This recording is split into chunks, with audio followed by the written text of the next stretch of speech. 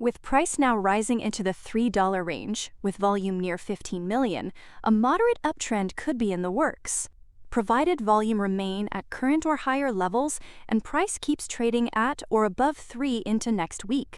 In any case, the steep climb for most of this month will eventually lean onto a shallower angle, and when that happens, there could be some volatile trading in the $2.50 to $3 range, if price is unable to decisively close towards $3.55 by the start of May. In which case, this year's downtrend line can provide a slight bearish to neutral bias, as its influence begins to fade towards the second half of the year. Meaning, if price does slide and flatten like this, it'd be necessary for price to keep contact with the downtrend line into mid-May to ensure the longer-term bearish advantage doesn't return for protracted trading into the lower $2 range. SEALSQ gained extra attention this month because advances in AI with Anthropic Claude Mythos showed the dangerous potential of a powerful model capable of detecting software vulnerabilities, essentially echoing the alarm SEALSQ has been sounding all along, shining a spotlight on how AI can accelerate cyber attacks and expose cryptographic weaknesses, eroding traditional software-based defenses towards insufficiency. SEALSQ argues that embedding post-quantum cryptography directly into semiconductor hardware offers stronger, tamper-resistant protection by securing cryptographic processes within chips. This approach is said to reduce attack surfaces and prevents unauthorized access, even from autonomous AI systems. With AI and quantum computing converging, SEALSQ emphasizes hardware-based, quantum-resilient security as essential for protecting future digital infrastructure against increasingly sophisticated threats. When looking at Faraday Future, it's shown classic candle patterns with a long lower wick starting the current upswing from 20, followed by a bullish engulfing pattern that's now continued with the large 3 methods rising pattern, all with increasing volume. As a result, we get a nice trend line to reference, as FF and its supporters focus on getting back over $1 by September to regain listing compliance. Any drop below the uptrend line could seriously delay or even derail efforts to return above $1, leading to the possibility of other options like a reverse stock split. FF's vibrant or volatile market sentiment is being shaped by its shift toward an embodied AI and robotics-focused strategy amid ongoing investor skepticism about dilution risks and governance. It secured $45 million in financing from a U.S. institutional investor, structured to limit near-term dilution and support its EAI ecosystem, including robotics development and EV initiatives like FX Super One. Leadership emphasized improved capital efficiency, potential long-term partnership benefits, and ongoing management and board restructuring. The funding includes staged access to capital and flexible repayment terms tied to stock performance, while proposals at the upcoming shareholder meeting include increasing authorized shares and a possible reverse split as a last resort compliance measure. Beyond financing, FF is expanding into education through a partnership with FFAI to launch AI robotics programs and summer camps, alongside unveiling an innovation lab with support from Fiona Ma. These efforts are meant to build an integrated AI ecosystem spanning vehicles, robotics, and education, though investor opinion remains deeply divided on the long-term prospects of this direction.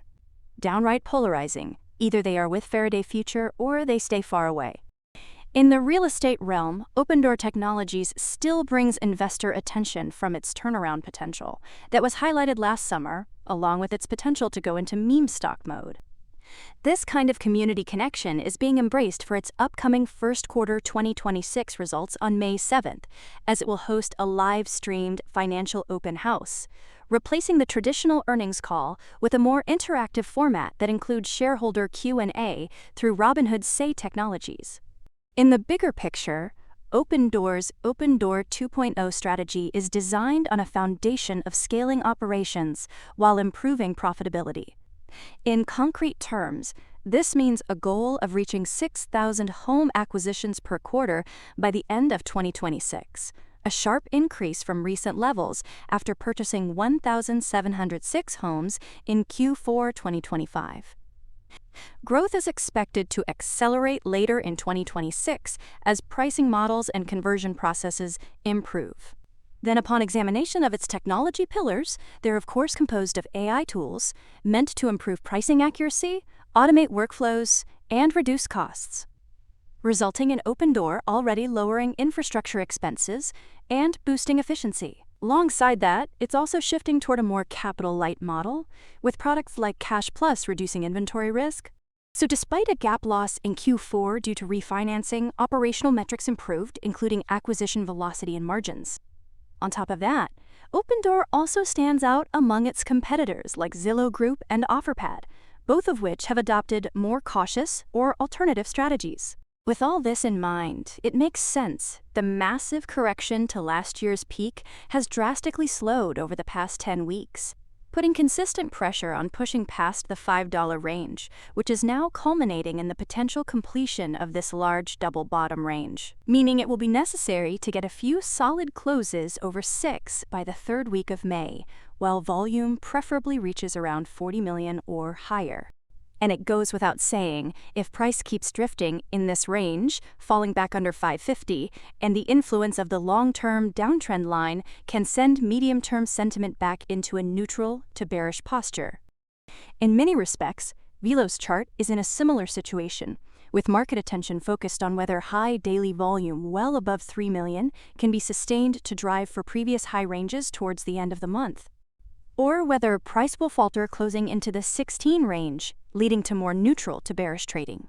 VELO and its printing pals got all pumped up from a partnership with Andretti Performance for the 2026 IMSA Michelin Pilot Challenge. A great way for VELO to show off its technology through real-world racing applications, including the production of a lightweight, high-strength aluminum component for a Porsche race car, serving as a showcase for its advanced metal 3D printing capabilities in demanding environments, reinforcing its relevance to aerospace and defense industries. VELO also rallied more support from securing a $9.8 million 5-year contract with the Defense Logistics Agency. The agreement supports a Department of Defense initiative to expand additive manufacturing for military supply chains, enabling faster production of complex parts while reducing reliance on traditional manufacturing and inventory systems, leading to growing long-term bullish sentiment around VELO's integrated platform of sapphire printers and proprietary software that's making previously unmanufacturable components possible, a capability that's going to be sought after as defense and aerospace demand grows. In the AI auditorium, SoundHound AI is generating shockwaves since it agreed to acquire LivePerson in a deal aimed at creating a leading end-to-end omnichannel conversational AI platform. The merger combines SoundHound's advanced voice and agentic AI technology with LivePerson's large-scale digital messaging platform, which handles about 1 billion customer interactions monthly. Together, the companies will serve enterprise clients across more than 30 countries, including major banks, airlines, automakers, and telecom providers, significantly expanding their global footprint and industry reach. The unified platform will allow businesses to manage customer interactions seamlessly across voice, text, chat, and social channels, addressing a common need for integrated end-to-end solutions. It merges their datasets of tens of billions of interactions annually to improve AI performance, automation, and customer experience. Financially, the deal values LivePerson at about $43 million in equity, with a broader enterprise value of around $250 million, and is expected to close in the second half of 2026. So it will be quite some time before we see whether acquiring LivePerson is a good idea, and how well data can be merged between the two companies, prompting impatience, volatility, and skepticism right now, as another attempt at advancing over the $8 range encounters strong resistance, resulting in increasing attention watching the low $7 range and the recent uptrend line, which together with the next Fibonacci time zone line indicate strong support potential that could slow down or even repel a strong drop nearing the end of the month, provided selling volume doesn't remain above 30 million for more than a few days. Over in the ER, UnitedHealth is beating back to life after a tremendous fall. Though even if it were to keep a pep in its step heading into the upper 300s over the next 2 to 4 weeks, it would likely not keep up this steep angle for too long without a major series of catalysts heading into the middle of the year. That being said, lowering onto a shallower angle wouldn't be a bad idea for a sustainable recovery, as long as price stays over 300 into the second half of the year. UnitedHealth's improving health has most recently been demonstrated by its first quarter results that exceeded expectations, prompting it to raise its full-year profit outlook. Adjusted earnings came in at $7.23 per share on $111.72 billion in revenue, both ahead of forecasts.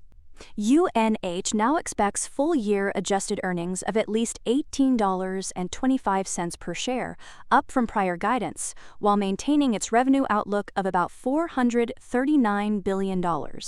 Though net income remained essentially flat year over year at about $6.28 billion. However, profitability improved in key areas, particularly medical cost management. The medical care ratio fell to 83.9%, beating expectations and signaling better control over healthcare expenses, a major concern across the industry. Operationally, the company generated $9 billion in earnings from operations and $8.9 billion in cash flow, while continuing to invest in technology and AI, which contributed to slightly higher operating costs. Growth was driven by both core segments, UnitedHealthcare and Optum, with the company serving tens of millions of customers and maintaining strong scale. UNH emphasized a strategic shift toward improving margins over membership growth, alongside cost-cutting and operational changes to rebuild trust and efficiency. UNH will need every advantage it can because it still faces pressure from Medicare payment changes that could reduce revenue by billions, but it is pursuing restructuring efforts to offset these impacts and stabilize long-term performance.